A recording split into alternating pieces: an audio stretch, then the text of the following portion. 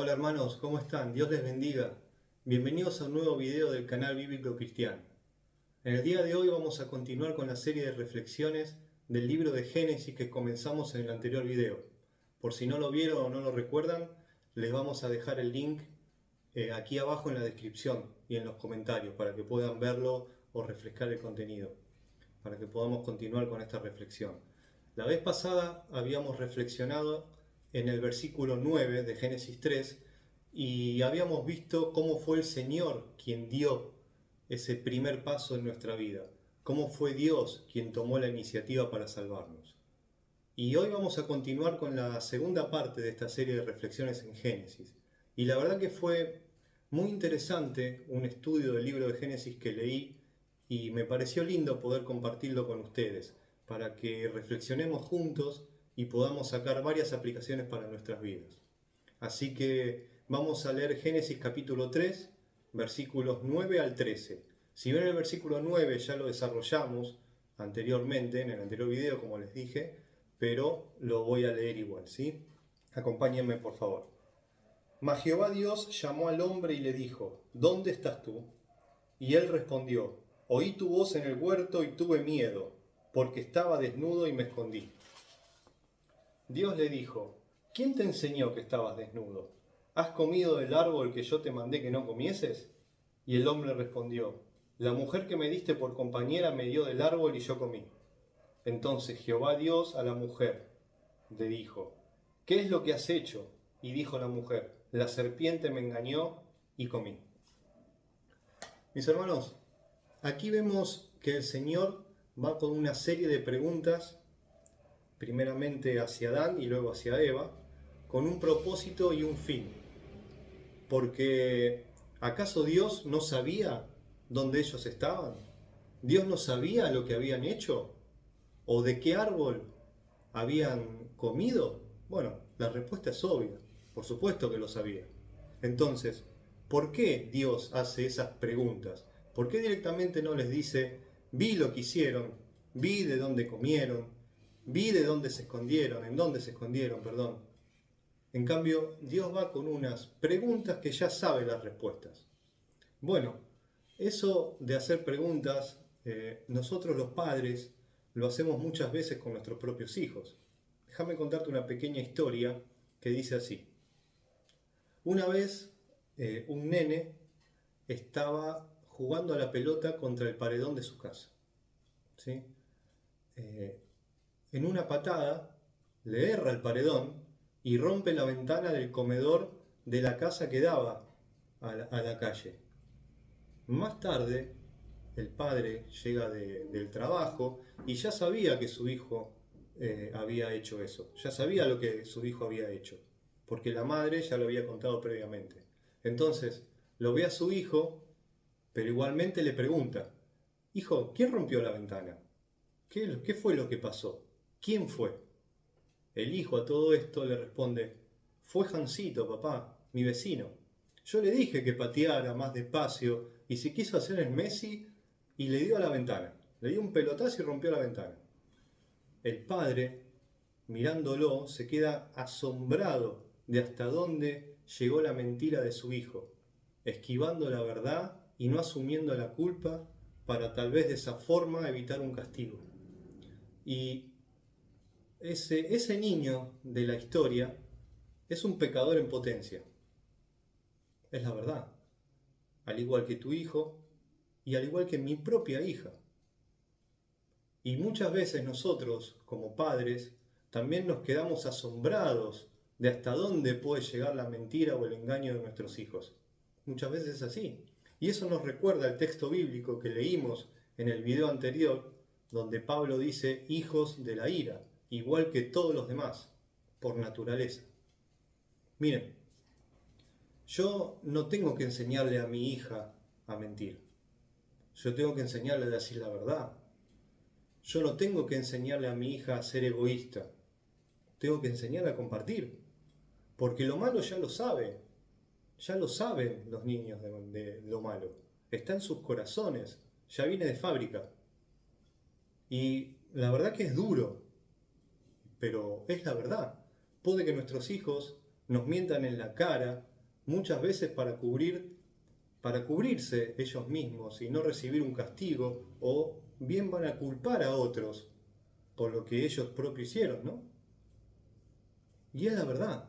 Y disculpen si soy muy directo o muy crudo, pero cuanto antes tomemos conciencia de eso, menos nos vamos a engañar a nosotros mismos y vamos a darnos cuenta de la necesidad del Evangelio que necesitan nuestros hijos, aún siendo pequeñitos, desde chiquitos.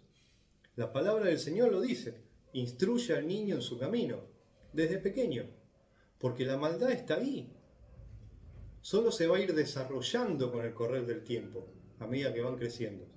Debemos enseñarles de Dios, enseñarles a tener temor de Dios, porque la maldad ya la llevan de fábrica. Entonces, el mundo, mis hermanos, no nos vuelve malos. Nosotros hemos traído la maldad a este mundo por causa de nuestro pecado. Entonces, ¿por qué Dios hace preguntas? Bueno, número 1, buscando reconocer nuestra condición. El Señor busca que reconozcamos lo que hemos hecho. Dios dice: yo sé lo que has hecho, pero quiero que lo reconozcas.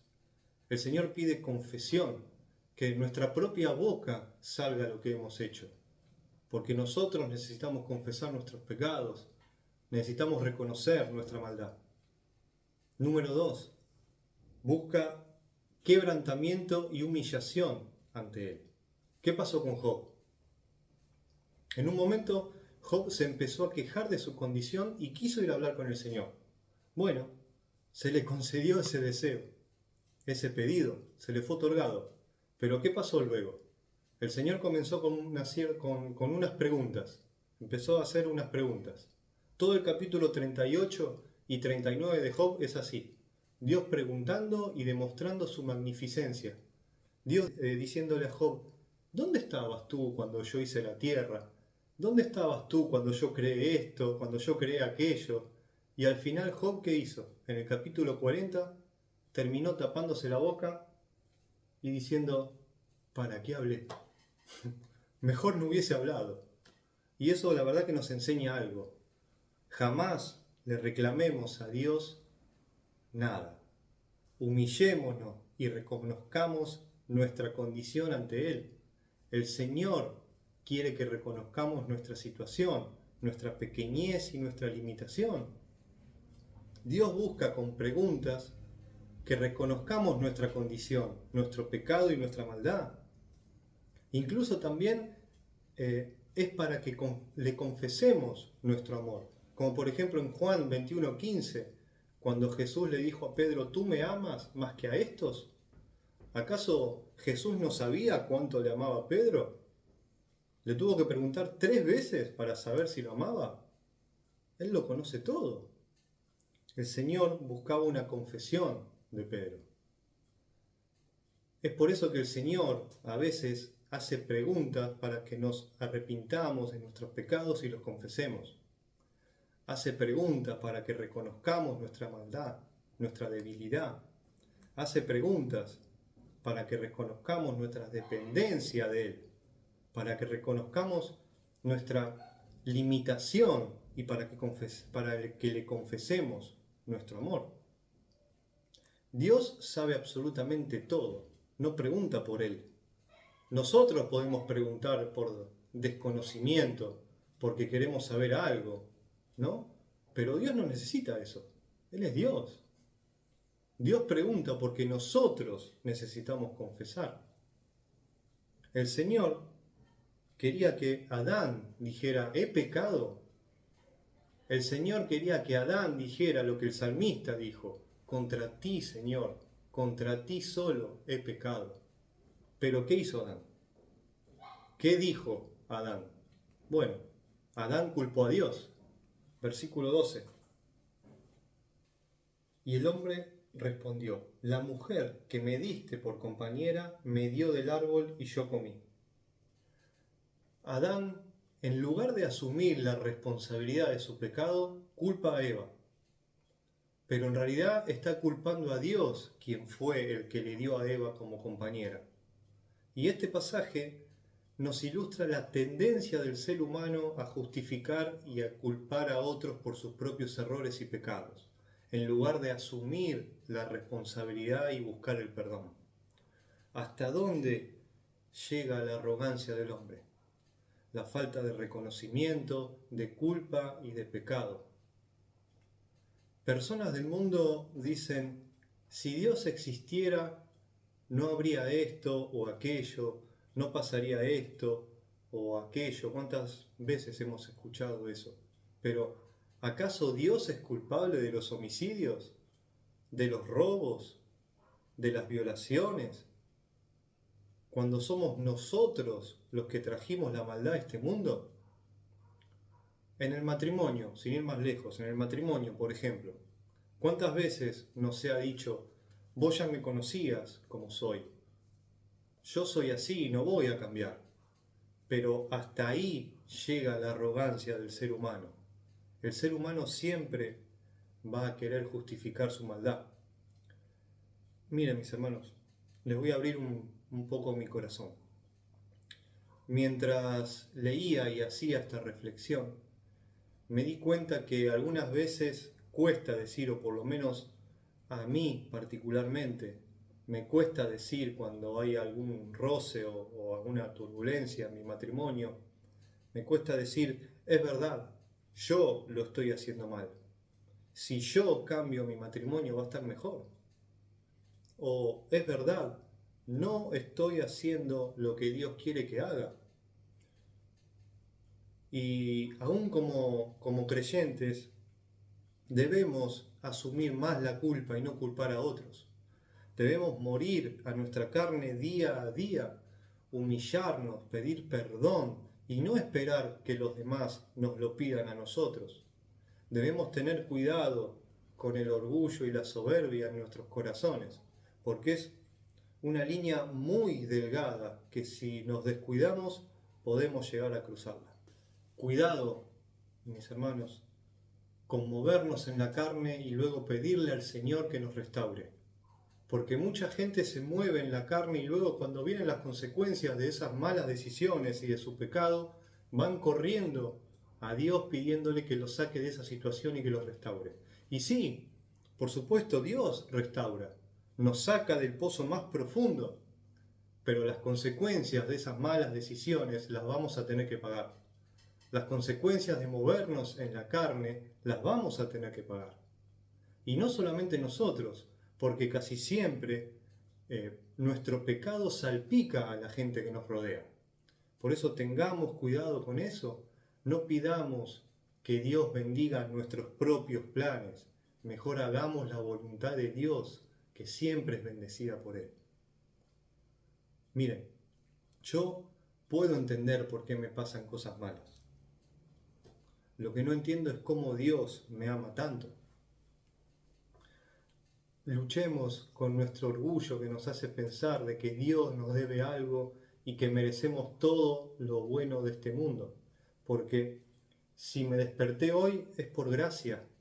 Si respiro es por gracia. Si hay una comida en el plato es por gracia. Todo es gracia, gracia y gracia. ¿Cuál es gozo mayor que nuestro Señor Jesucristo? Porque no merecíamos más que la condenación eterna. Sigamos, hermanos, con el versículo 13. Entonces Jehová dijo a la mujer, ¿qué es lo que has hecho? Y dijo la mujer, la serpiente me engañó y comí. ¿Eva culpó al diablo? Uno culpó a Dios y el otro culpó al diablo. Eva también buscó justificar su acción y su pecado culpando a la serpiente. Ninguno de los dos dijo, he pecado. Ninguno de los dos confesó su pecado. Vamos a 1 de Juan, capítulo 1, versículo 9. Si confesamos nuestros pecados, Él es fiel y justo para perdonar nuestros pecados y limpiarnos de toda maldad. No hay nada que traiga más paz a la vida del creyente y no hay nada que traiga más paz a una casa que la confesión. De nuestra boca debería salir más el yo no lo estoy haciendo bien, yo no estoy haciendo lo que debo hacer. Pero a veces es más fácil culpar a otros que reconocer la falta en nosotros mismos. El ego muchas veces nos gana y buscamos excusarnos en el otro. Es así. A veces se dice, sí, yo estuve mal, pero no sabes lo que me hizo fulanito. O lo que me hizo él no se compara con lo que yo le hice. Y cosas así por el estilo. Y eso pasa en creyentes también. Nos pasa. En el mundo ya sabemos cómo se manejan las relaciones, los matrimonios, cómo se manejan las personas.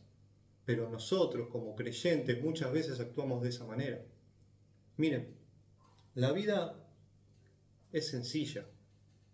La vida se trata de que si hacemos lo que Dios pide, nos va bien. Y si no hacemos lo que Dios pide, nos va mal. Cristo debe ser nuestro modelo a seguir. Él es el ejemplo a seguir. Y si Jesús lo hizo, nosotros también podemos hacerlo. Hay gente que dice, pero yo no soy Jesús. Pero la Biblia dice que tenemos que ser como Él. Pablo no era Jesús, pero Pablo dijo, imitarme a mí porque yo imito a Jesús. Miren, yo particularmente creo que ese tipo de frases como yo no soy Jesús o todos pecan de alguna manera dentro de un contexto de pelea o confrontación de pecado, solo sirven para decir algo. Déjame seguir dando lugar a mi carne tranquilo. Eso es lo que verdaderamente significa. Dejemos de justificar nuestro pecado, seamos imitadores de Cristo. Ni Dios tiene la culpa de lo que nos pasa o de lo que nos pasa en nuestra vida, ni el diablo tiene la culpa. Eso no significa que neguemos sus artimañas. Es por eso que debemos resistir y no ceder. En Santiago capítulo 4, versículo 7 lo dice. Someteos a Dios, resistir al diablo y él huirá de vosotros. Ya para ir finalizando, mis hermanos, acabamos de leer un periodo en la historia de la humanidad en donde Adán y Eva han pecado. Y en lugar de reconocer su pecado, han culpado a Dios y al diablo. Pero gracias a Dios que nuestra esperanza no está en Adán y no está en Eva. Nuestra esperanza está en aquel que fue tentado y no se rindió ante el diablo. Está en aquel que no fue tentado en el paraíso, sino que fue tentado en el desierto cuando tenía hambre. Mateo capítulo 4, versículos 10 al 11 dice así. Entonces Jesús le dijo, vete, Satanás, porque escrito está, al Señor tu Dios adorarás y a Él solo servirás. El diablo entonces le dejó y he aquí vinieron ángeles y le servían. Vete, Satanás, dijo Jesús. Y eso es lo que tendría que haber dicho Adán. Y eso es lo que debemos hacer nosotros ante las artimañas del enemigo, no ceder. ¿Cómo lo hacemos? Bueno, con los medios de gracia que el Señor nos dio. Oración, ayuno, lectura de su palabra. Porque si resistimos, el diablo huirá de nosotros. Adán cayó, Eva cayó y fue vencida por el diablo, pero Cristo venció por nosotros. Primera de Juan, capítulo 3, versículos 8 dice, el que practica el pecado es del diablo, porque el diablo peca desde el principio. Para esto apareció el Hijo de Dios, para deshacer las obras del diablo. Y gloria a Dios por Cristo que ha vencido las obras de Satanás. Gloria a Dios. Jesús fue tentado no solo una vez, sino 3 y no pecó. Fue humillado y pudo tener suficientes motivos para culpar a quien él quisiera y no ir a aquella cruz. Pero en el Getsemaní dijo, Padre, si es posible, pasa de mí esta copa, pero que se haga tu voluntad. Y fue a aquella cruz. Sus discípulos lo dejaron solo, la gente lo humillaba, lo maltrataba, recibía ataques y seducciones del diablo, y él cerró su boca, y por amor a nosotros y obediencia al Padre, fue a la cruz a pagar por nuestros pecados. Entonces, ¿Qué quiere Dios de nosotros hoy? Bueno, lo que quiere el Señor es que no culpemos a nuestras esposas, lo que quiere es que no culpes a tu marido, lo que quiere el Señor es que no culpes a tus hijos ni a tus padres, ni mucho menos nos atrevamos a culpar a Dios o al diablo. Lo que quiere Dios hoy es que confesemos nuestros pecados, lo mismo que quería de Adán y que quería de Eva. Entonces, ¿estamos dispuestos a asumir la responsabilidad de nuestras acciones? ¿Estamos dispuestos a dejar de culpar a otros y a buscar el perdón de Dios? Salmos 32:5 dice: Mi pecado te declaré y no encubrí mi iniquidad. Dije, confesaré mis transgresiones a Jehová, y tú perdonaste la maldad de mi pecado. Hay perdón, mis hermanos, hay perdón. No hay un látigo ni un castigo. Hay perdón si confesamos nuestros pecados. No importa lo que hayas hecho ni la cantidad de maldades. Hay perdón si confiesas tus pecados ante Dios y pones tu fe en Cristo. Hay perdón y salvación. Confiesa tus pecados, porque todo aquel que los confiese y los abandone hallará misericordia. Vamos a orar. Señor, te damos gracias, Padre, por la obra de Cristo en la cruz. Gracias por toda esa gracia inmerecida que nos has dado y nos das. Gracias por todo lo que haces día tras día en nuestras vidas. Te pedimos, Padre, te imploramos que nos hagas reconocer nuestros pecados en nuestros corazones para no culpar a los demás y asumir nuestra responsabilidad. Te lo rogamos, Señor. Te pedimos, Padre, que nos sigas conformando a imagen y semejanza de Cristo, que nos santifiques día tras día para darte la gloria solamente a ti, Señor.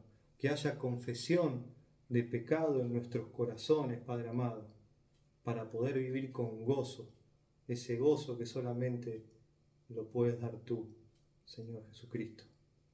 Te damos las gracias, Padre, en el nombre de Cristo Jesús. Amén y amén. Gracias a todos mis hermanos por estar ahí. Dios les bendiga grandemente. Hasta la próxima.